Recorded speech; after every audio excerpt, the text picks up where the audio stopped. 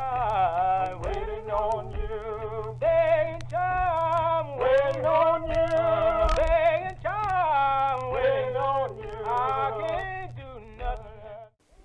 The year is 1833 in Grainger County, Tennessee. This is a time of historic events. You see, Tennessee has only been a state for about 30 years, and in the next 30 years, the Civil War will tear America apart. This is also the exact moment in time that the Indian Removal Act, better known as the Trail of Tears, is happening. With all of these historical events taking place, there has been one event overshadowed, and most folks have never even heard of it. You see, there's another group of people fighting for survival in East Tennessee during this time: African Americans. Indeed, and this is the true story of their fight to build one of the first African American churches and schools in the southern United States. This is the true story of the Henderson Chapel AME Zion Church.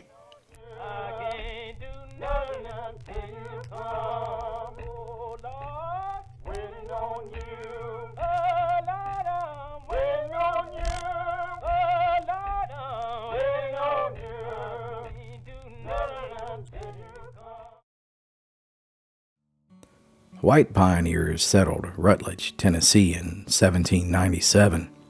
The town was situated on the Federal Road which connected New Orleans and Virginia, and this road also intersected the Wilderness Road, which pioneers used to cross the Cumberland Gap.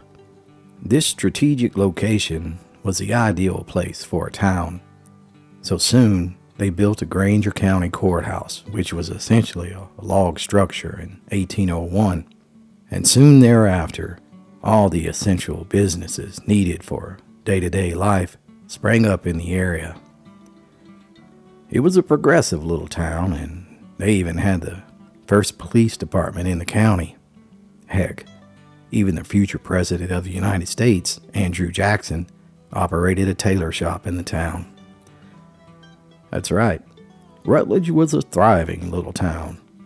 Its citizens valued faith and family. They even had 2 churches in the community. However, this story isn't about them. This story is about a group of people that have been overlooked and mostly forgotten long ago. Yes, sir, this is the story of the African Americans of Grainger County. You see, life in the 1800s for African Americans meant that they had to provide their own place for education and worship. And early on, they didn't have a meeting place, so they just met in each other's homes for religious services for decades. After the Civil War in the late 1860s, the African American group was given the original log structure that was built in 1801 and served as the Grainger County Courthouse. The building was given to them by the local white Presbyterian church, and this would be the first of 2 gifts given to them by the Presbyterians. Later on in 1890, the grandchildren of a local physician and an elder of the Presbyterian church donated an isolated plot of land away from the center of town to the African American group.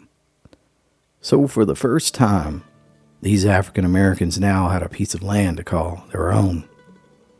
They set about to dismantling the 1801 log structure they had been using as their church, and they salvaged every piece of usable timber and they incorporated it into their new church building. Heck, even a bench from the 1801 courthouse was repurposed as a church pew. And just like that, in 1890, the Henderson Chapel AME Zion Church was born, the first African American church in Grainger County, and one of the first in the southern United States. For the next 80 years, this church was the center of African American life in Grainger County.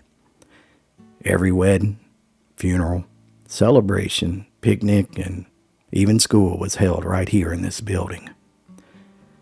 Let's pause for a moment and ponder the stories this church could tell. Well,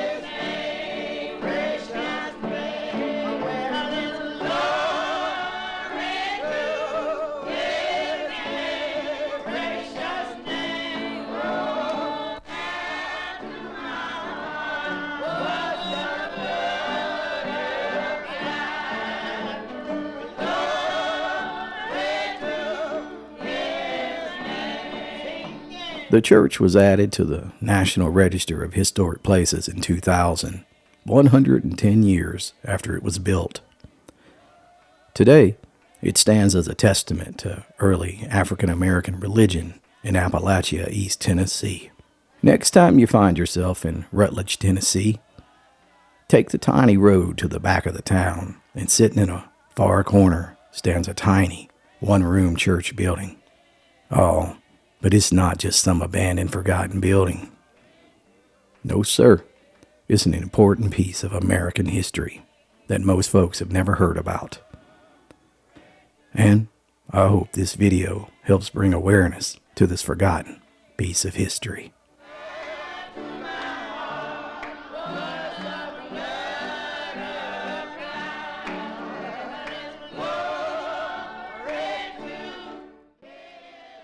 Thanks for watching this video, and if you enjoyed it, I hope you'll consider subscribing to this channel, where I share all sorts of Appalachian history and storytelling. Till next time, my friends.